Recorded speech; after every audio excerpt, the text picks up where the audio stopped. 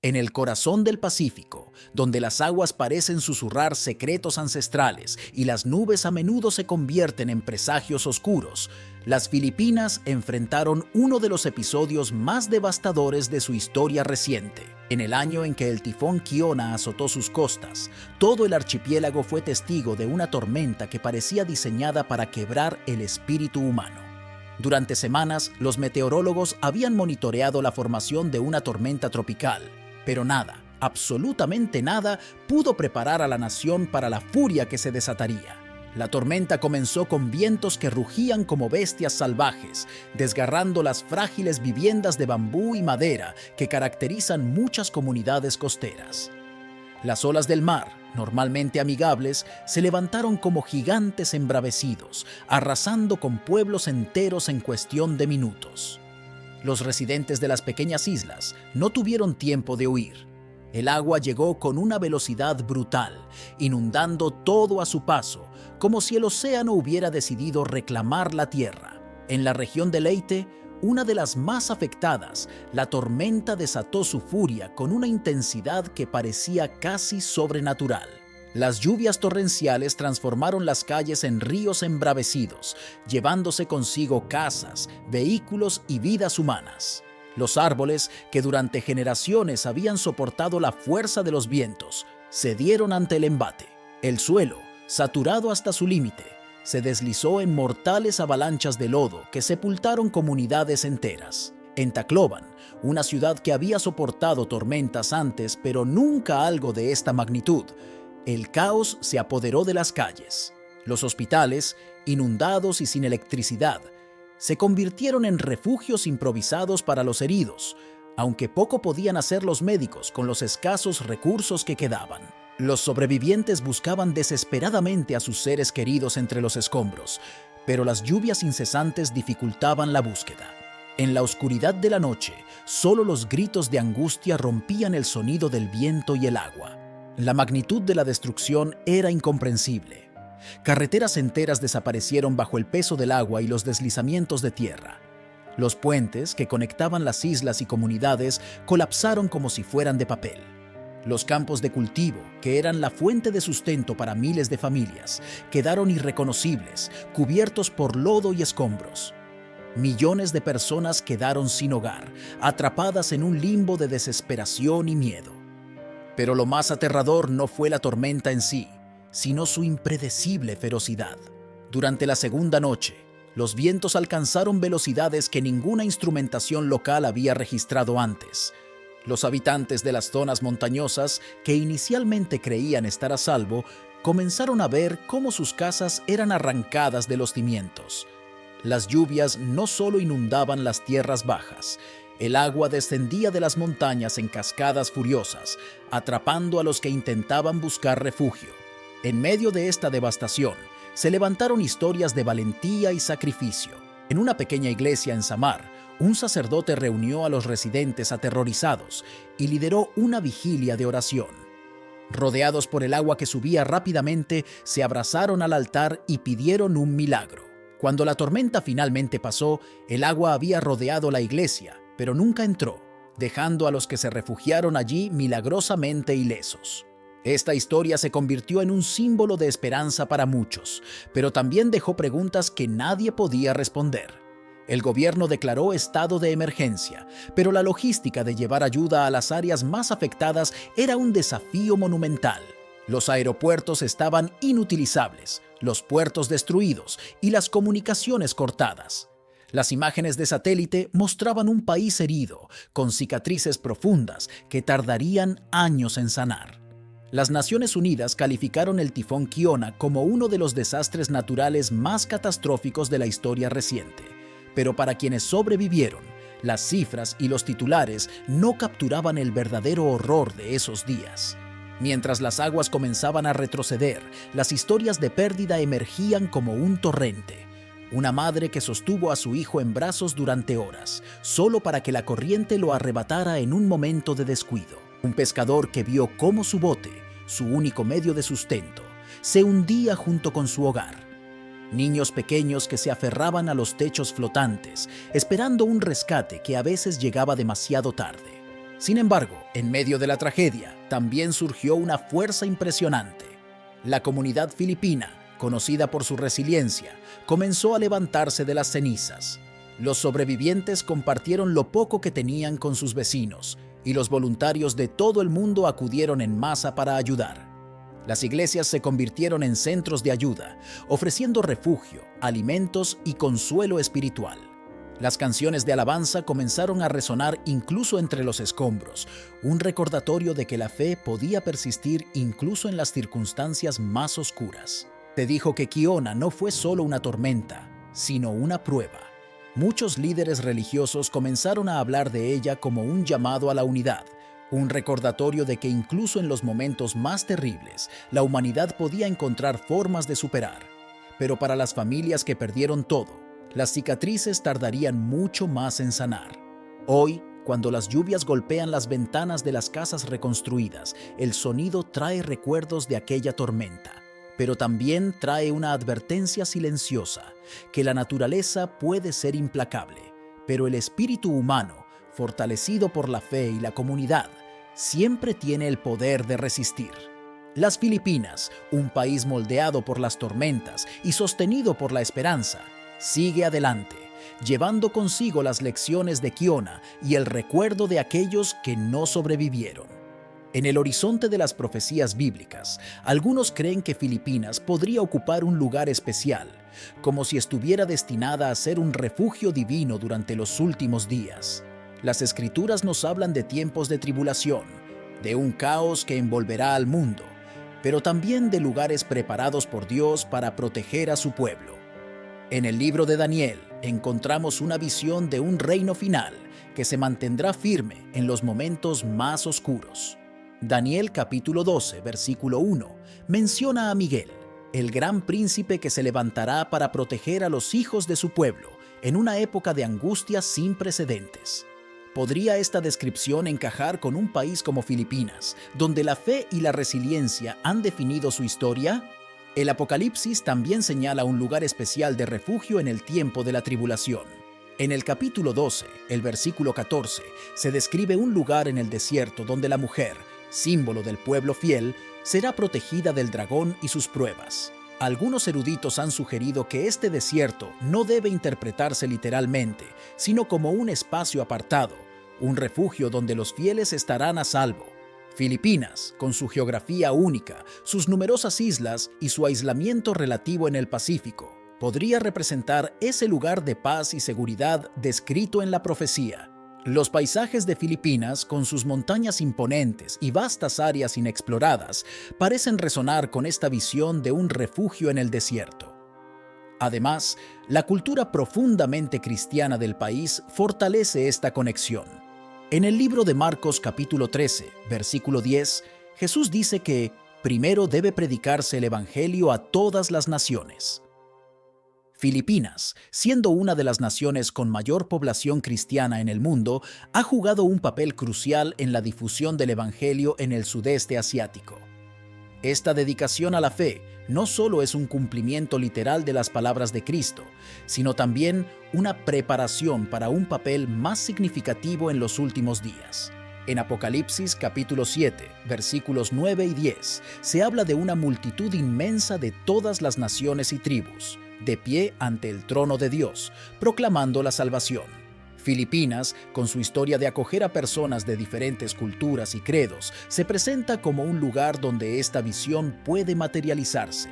Imagina un país donde cristianos de todas partes del mundo se reúnan, buscando refugio y fortaleza espiritual en tiempos de tribulación. La hospitalidad filipina, combinada con su profundo compromiso con la fe, podría convertirlo en ese lugar donde todos los creyentes se unan en adoración y esperanza. El libro de Isaías también ofrece pistas interesantes.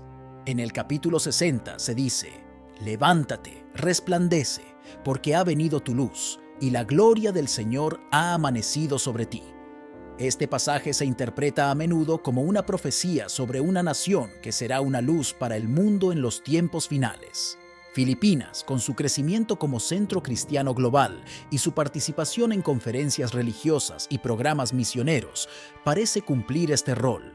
La fe de su gente no solo ilumina su propia tierra, sino que también inspira a otras naciones a seguir el camino de Dios. La historia de Filipinas también está marcada por eventos que muchos consideran señales divinas.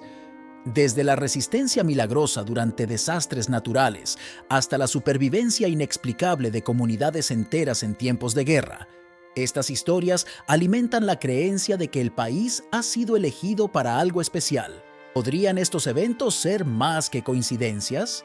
¿Podrían ser evidencia de que Filipinas está destinada a ser ese refugio del que hablan las profecías? La conexión entre las profecías bíblicas y Filipinas no es solo una cuestión de geografía o cultura, sino también de espiritualidad.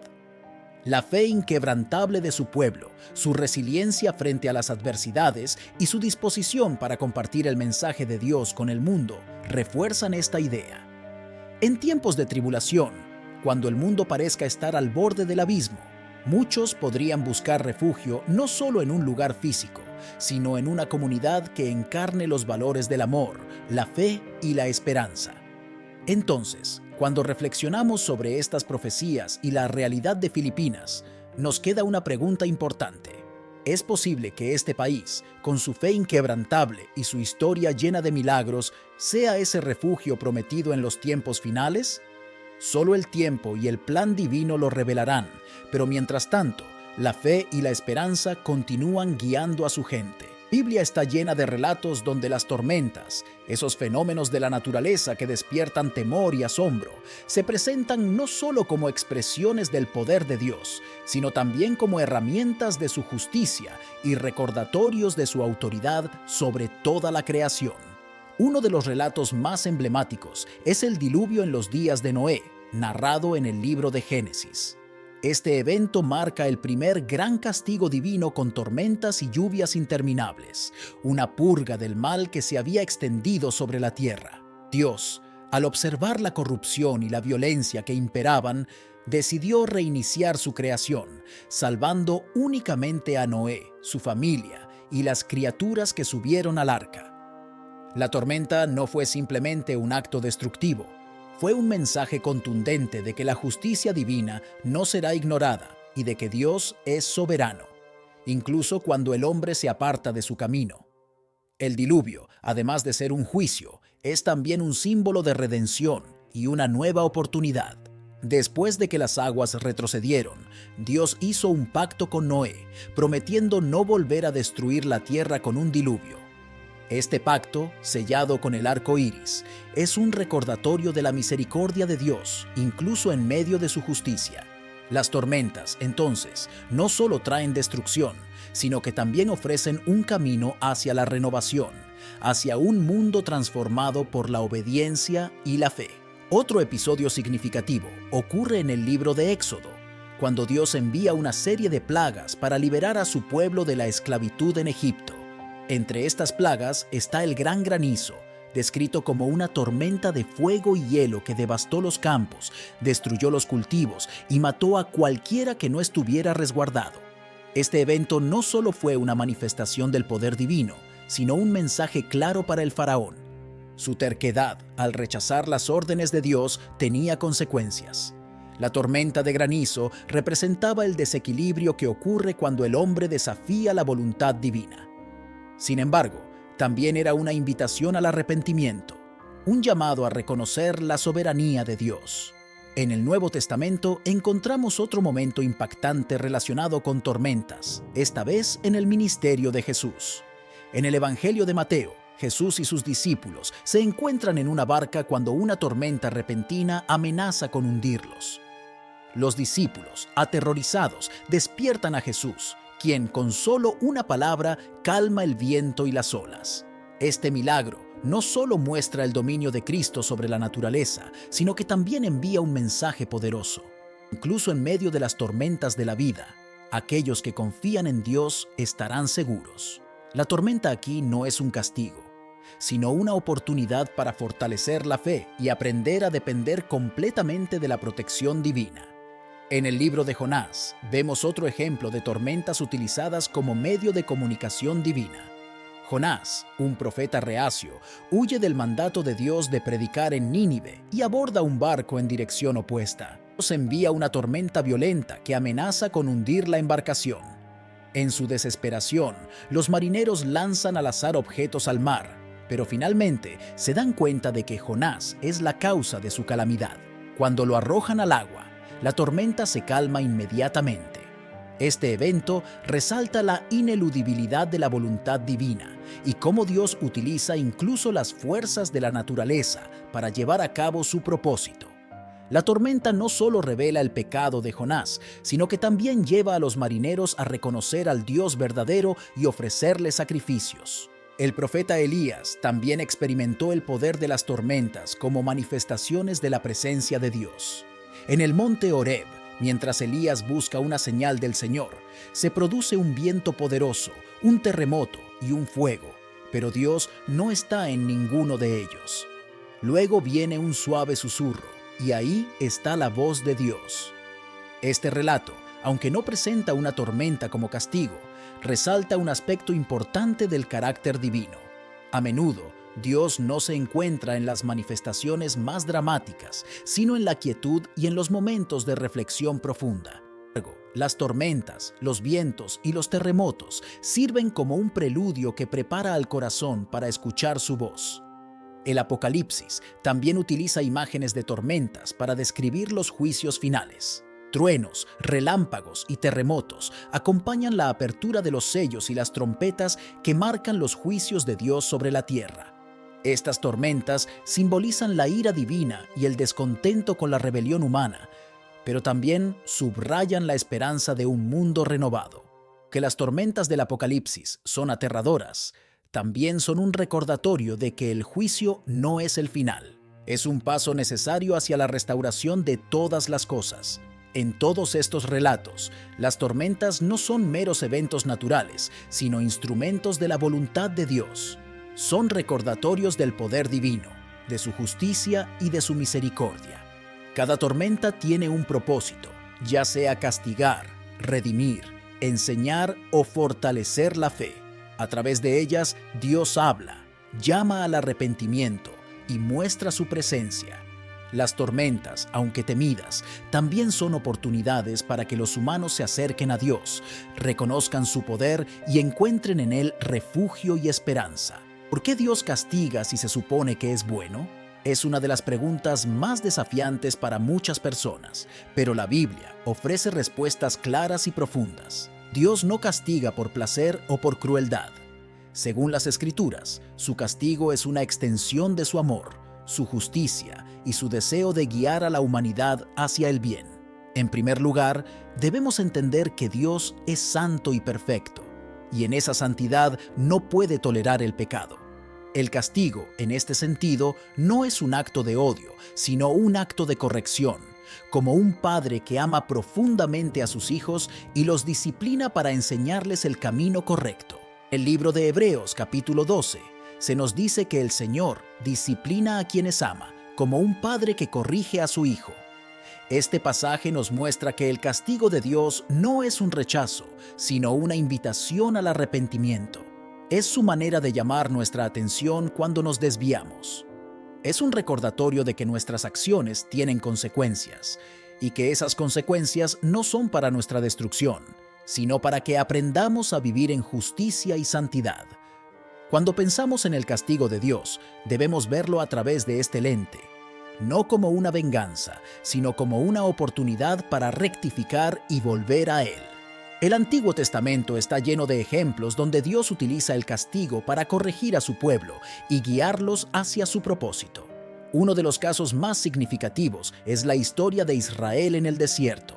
Después de liberar a los israelitas de la esclavitud en Egipto, Dios los condujo hacia la tierra prometida. Pero en el camino, el pueblo se rebeló, murmuró y desobedeció.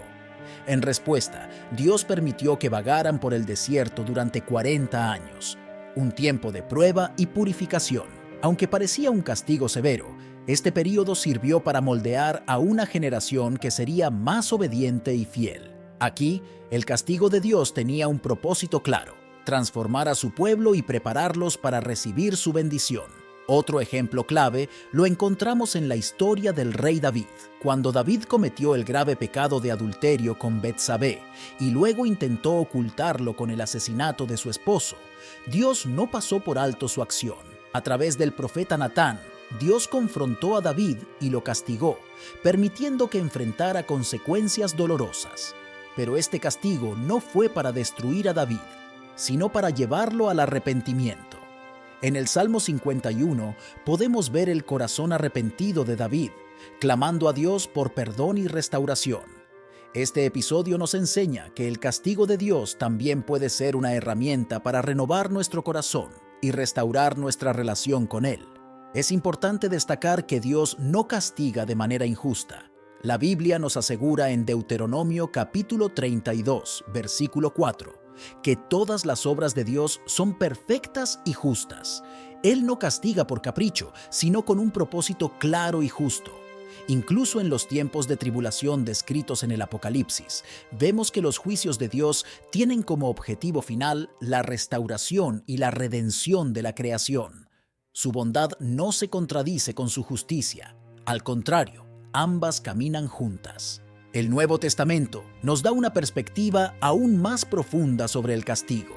En Cristo, vemos cómo Dios tomó sobre sí mismo el castigo que merecíamos. La cruz es el acto supremo de amor y justicia. Allí, Jesús llevó nuestras culpas, nuestras rebeliones y el castigo que trajo nuestra paz. Este sacrificio muestra que Dios no desea castigar por castigar, sino que está dispuesto a ofrecer un camino de redención incluso cuando fallamos. En Jesús encontramos la oportunidad de escapar del juicio eterno y vivir bajo su gracia. El castigo de Dios también debe entenderse como una advertencia contra el camino del pecado. En Romanos capítulo 6, versículo 23, se nos dice que la paga del pecado es muerte, pero el regalo de Dios es la vida eterna en Cristo Jesús. Dios castiga para que entendamos la gravedad del pecado y para que no nos alejemos irremediablemente de su presencia. Su objetivo no es alejarnos, sino atraernos hacia su luz. Entonces, ¿es Dios bueno cuando castiga? Absolutamente. Su bondad está presente incluso en los momentos más difíciles. Su castigo es una señal de su amor, un reflejo de su justicia y una invitación a volver a Él. Cuando enfrentamos tiempos de prueba o consecuencias de nuestras acciones, podemos confiar en que Dios no nos abandona. Su deseo no es destruirnos, sino transformarnos y acercarnos más a su propósito. Así que, aunque el castigo pueda parecer duro, siempre es una expresión de su carácter perfecto y su plan eterno para nuestra salvación. Gracias por llegar hasta el final de este video. Espero que estas reflexiones hayan fortalecido tu fe y te hayan ayudado a comprender mejor el propósito de Dios en nuestras vidas. Si este contenido te ha inspirado, no olvides suscribirte al canal y activar la campanita para no perderte nuestros próximos videos. También quiero invitarte a ser parte de esta comunidad dejando un comentario con la frase «Dios guía y fortalece mi fe». Será maravilloso ver cómo todos nos unimos en un solo espíritu, declarando nuestra confianza en Él. Recuerda, juntos podemos crecer en fe y aprender más sobre su palabra. Nos vemos en el próximo video. Que Dios te bendiga abundantemente.